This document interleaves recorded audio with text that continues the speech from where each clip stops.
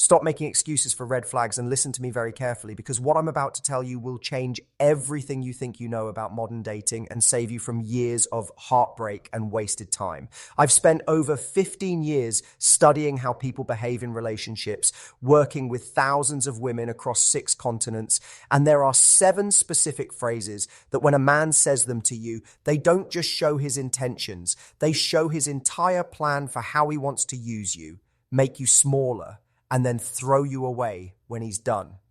These aren't just warning signs, they're tricks disguised as normal conversation. And the moment you hear them, you need to understand that you're not dealing with someone who's confused or needs time to figure things out. You're dealing with someone who has already decided that you're not worth his real effort, but useful enough to keep around when it's easy for him. Stay until the very end, because the 7th phrase is so sneaky and so normal in our culture that 95% of women not only miss it, they actually feel good when they hear it. And it's the one that hurts your ability to recognize real love the most. Before I break down these 7 phrases that should make you run, you need to understand something that will completely change how you handle every man you meet for the rest of your life. Most women have been taught by movies, by friends, by family to believe that love means being patient, understanding, and always looking for the good in someone instead of seeing what's really there. We've been told that the right woman can make a man change, that if we just stick around long enough and love him enough, he'll finally commit to us. This thinking goes so deep that we can't tell the difference between a man who's really trying to work on himself and a man who's just keeping us confused while he looks for someone better. We've been taught to think our standards get in the way of love instead of understanding that our standards are what make real love possible.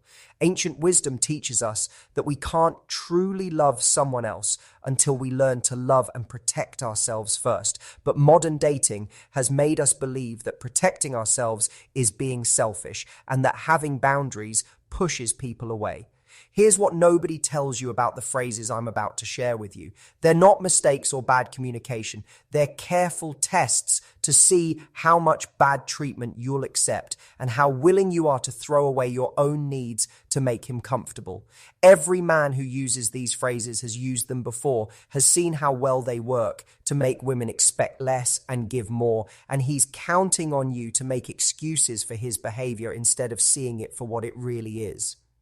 What I'm about to teach you isn't just dating advice. It's a way to protect yourself that will save not only your heart, but your entire future. Because the man you choose doesn't just affect your love life. He shapes your career, your friendships, your family relationships, your money, your health, and most importantly, how you see yourself. Choose wrong and you'll spend years trying to heal from the damage while watching your dreams disappear as you pour all your energy into someone who never planned to give any back. The first phrase that should make you leave immediately, not tomorrow, not next week, but right now, is when a man says, "I don't want to hurt you," or anything like, "I don't want to lead you on," or "I want to be honest about where I'm at." This phrase is the sneakiest form of manipulation in modern dating because it's designed to make you feel like he's being considerate when he's actually giving himself permission to treat you badly and making it your fault if you get hurt. When a man says this to you, he's not protecting you from getting hurt. He's protecting himself from being blamed when he hurts you. He's basically telling you that he's about to do things that he knows will hurt you, but because he warned you first, you're supposed to thank him for being honest and accept whatever little pieces of attention he decides to give you. This phrase is especially tricky because it makes women think they're dealing with someone who's mature and honest when they're actually dealing with someone who's selfish and calculating. Here's what's really happening when he says this. He's already decided that you're not the woman he wants to be with long term, but you're convenient enough to keep around until something better shows up. And he wants to set up the rules of this arrangement right away so that when he treats you like you don't matter, you can't say he tricked you. He gets to have your time, your emotions, your body, and your loyalty while keeping complete freedom to leave whenever he wants without feeling bad about it. The worst part of this phrase is that it makes you feel like you have to prove that you're strong enough to handle whatever he gives you, that you're not like other women who need security and promises, that you're cool and chill enough to appreciate his honesty. You start trying to be the perfect woman who never needs anything, never asks for more, and makes a man feel guilty for treating her poorly. This is exactly what he wants you to feel, disconnected from your normal need for security so that you'll accept a relationship that only benefits him. The second phrase that should send you running is "you deserve better than me," or similar things like "I'm not good enough for you and you could do so much better." This phrase is pure mental warfare disguised as being humble, and it's designed to make you chase him harder while also giving him permission to treat you poorly. When a man says this, he's not being modest or putting himself down. He's setting up a situation where you spend your energy trying to convince him he's amazing instead of thinking about whether he's actually good enough for your time. This phrase works so well because it triggers women's natural instinct to build people up and help them see their potential. When he tells you that you deserve better, your automatic response is to tell him he's wrong, to list all his good qualities, to convince him that he's being too hard on himself. And while you're doing all that, you completely flip what should be happening in the relationship. Instead of him working to prove he deserves you, you're working to prove he deserves himself, which means you stop asking whether this relationship is actually good for you.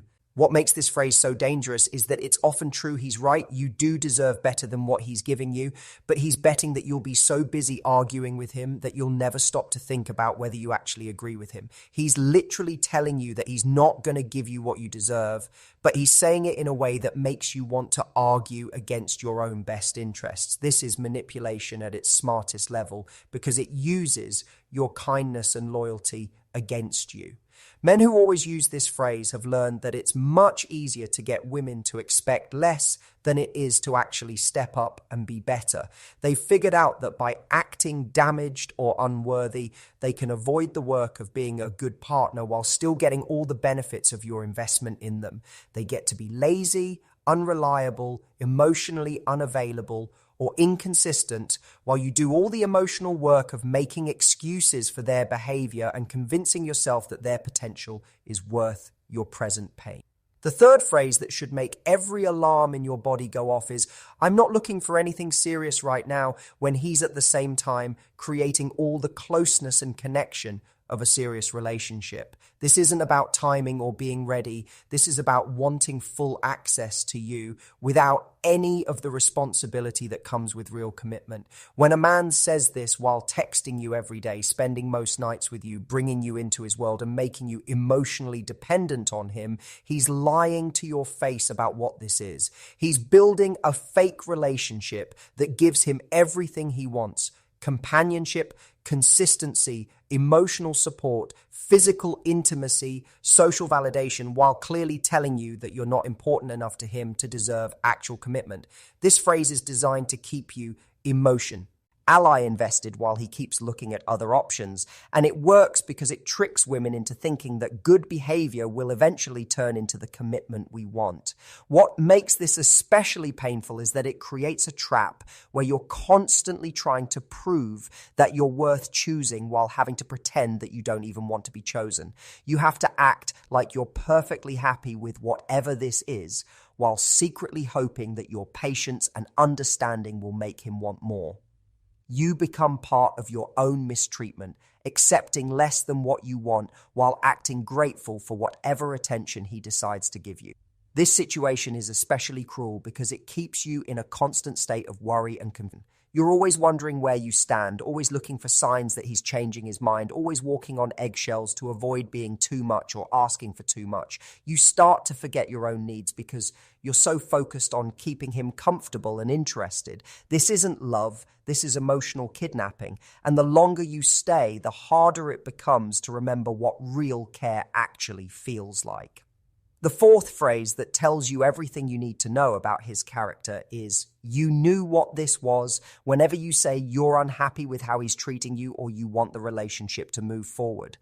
This phrase is pure gaslighting because it's designed to make you feel like you're being crazy for wanting basic respect in a relationship. He's basically telling you that because he set low standards from the beginning, you have no right to expect him to treat you better, even as you become closer and more intimate.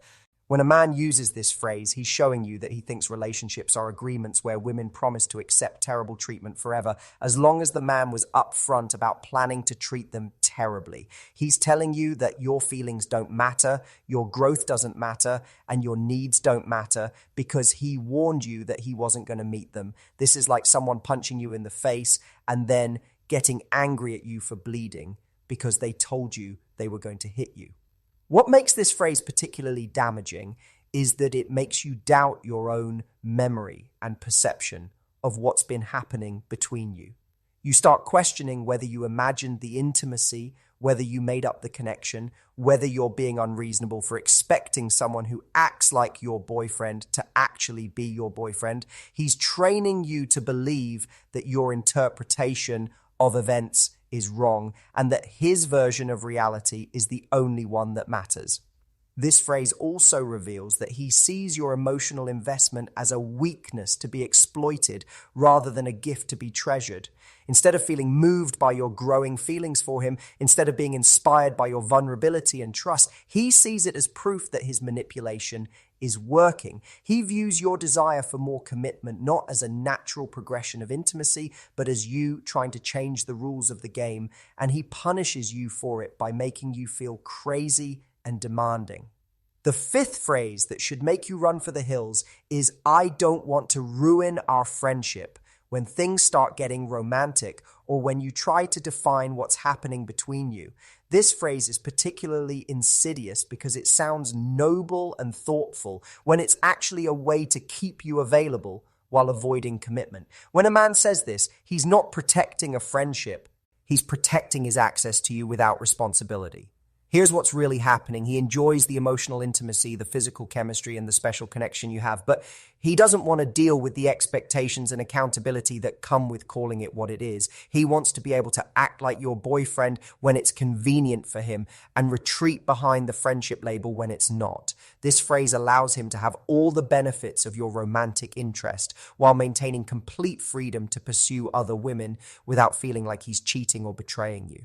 What makes this phrase so painful is that it weaponizes your care for him against you.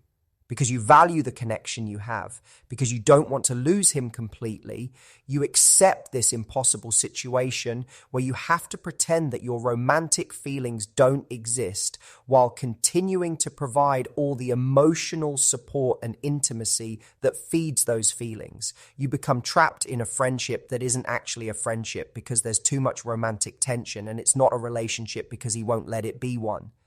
The cruelest part is that men who use this phrase often continue to behave romantically with you while hiding behind the friendship excuse. They'll still be physically affectionate, still have deep emotional conversations, still treat you like you're special. But the moment you try to acknowledge what's really happening or ask for clarity, they retreat behind, "I don't want to ruin our friendship," as if the romantic element was all in your head. The sixth phrase that reveals his true intentions is, "I don't believe in labels," or "Why do we need to put a name on it?" When you ask about the status of your relationship. This phrase is designed to make you feel like you're being shallow or insecure for wanting clarity about where you stand with him. He's trying to convince you that labels are unnecessary complications when labels are actually just honest communication about intentions and commitment. When a man resists labels, he's not being evolved or above conventional relationship structures. He's being strategic about maintaining his options. Labels come with expectations and accountability, and men who avoid them do so because they don't want to be held accountable for how they treat you. If you're not officially his girlfriend, then he doesn't have to act like a boyfriend. If you're not in a committed relationship, then he doesn't have to be committed. This phrase is particularly effective because our culture has somehow convinced us that caring about relationship status makes us needy or insecure, when in reality, wanting to know where you stand with someone is completely natural and healthy. You're not being clingy for wanting to know if you're in an exclusive relationship. You're being smart. You're not being insecure for wanting commitment. You're being realistic about what it takes to build something real with someone. What men who use this phrase don't tell you is that they absolutely believe in labels when it serves them. They believe in the label of friend when they want to justify treating you poorly. They believe in the label of casual when they want to keep their options open. And they definitely believe in the label of girlfriend when they find someone they actually want to commit to. The problem isn't with labels. The problem is that he doesn't want to give you the label that would require him to treat you with the respect you deserve. The seventh and most dangerous phrase, the one that destroys more women's ability to recognize genuine love than any other, is "you're not like other girls," or "you're different from other women I've dated." This phrase sounds like the ultimate compliment, and that's exactly why it's so dangerous. Women hear this and feel special, chosen, understood in a way that other women weren't. But what you're actually receiving is a manipulation tactic that separates you from your natural support system and makes you complicit in your own mistreatment. When a man tells you that you're not like other girls, he's not complimenting you, he's programming you. He's setting up an identity for you that you'll feel pressure to maintain. And that identity is built on being the exception to female nature rather than being a whole, complete woman with normal female needs and desires. This phrase trains you to pride yourself on not needing the things that women typically need: security, commitment, emotional availability, respect, consistency, because needing those things would make you like other girls. This phrase is particularly insidious because it makes you an accomplice in your own degradation. You start to see other women as needy, dramatic, or high maintenance, while viewing yourself as cool, understanding, and low maintenance. You begin to judge other women for having standards that you've convinced yourself you're too evolved to need, and in doing so, you completely disconnect from your own natural feminine instincts and needs. What makes this phrase so psychologically damaging is that it creates an identity that's entirely dependent on not being feminine in the ways that might inconvenience him. You become proud of not asking for commitment, proud of not expressing jealousy, proud of not needing reassurance, proud of not having boundaries, proud of being okay with treatment that would make other women leave. You've been convinced that suppressing your natural needs makes you special when it actually makes you available for mistreatment. Men who use this phrase have usually learned that women will work incredibly hard to maintain their special status once they've been told they have it. You'll accept behavior that you would never advise a friend to accept because accepting it proves that you're different, that you're the exception, that you're the one woman who's evolved enough to handle his particular brand of emotional unavailability or inconsistency. The most heartbreaking part of this manipulation is that it makes you feel like you have to earn your specialness by continuously proving that you're not like other women, which means you have to continuously accept less than what other women would demand. You become trapped in a performance of being the cool girl, the understanding woman, the one who never makes waves or causes problems. And in maintaining this performance, you lose touch with your authentic self and your legitimate needs. Now that you know these 7 phrases and what they really mean, you might be sitting there feeling angry, confused, or maybe even relieved that someone finally put words to experiences you couldn't quite explain. You might be thinking about past relationships or current situations in a completely new way, and that's exactly what should be happening. This information isn't meant to make you paranoid about every man you meet or cynical about love itself. It's meant to give you the tools to quickly identify people who aren't capable of loving you the way you deserve to be loved. Here's what I need you to understand. There are men in this world who will never say these phrases to you because they understand that love is about creating safety, not testing limits. There are men who see your sensitivity as emotional intelligence, who deliver hard truths with kindness because they actually care about your feelings, who respect your boundaries because they understand that boundaries create intimacy, who commit to you clearly and happily because they recognize your worth, who celebrate your growth because they know that your expansion makes the relationship stronger, not weaker. These men exist, but you'll never recognize them if you're busy trying to make excuses for men who don't value you. You'll never attract them if you're settling for treatment that goes against every instinct you have. You'll never build something beautiful with them if you're exhausting yourself trying to fix someone who has no interest in becoming fixable. Start trusting your first instincts instead of talking yourself out of them. If something feels wrong in the first few weeks of getting to know someone, it probably is. If you find yourself making excuses for someone's behavior or trying to convince yourself that their words didn't mean what you know they meant, pay attention to that. If you notice yourself changing your personality, your goals, or your standards to make room for someone else's comfort, that's important information about what's happening. Here's the final truth I want to leave you with. You are not responsible for healing people who hurt you. You are not responsible for teaching people how to love you correctly. And you are not responsible for staying in situations that make you smaller just because someone else isn't ready to grow.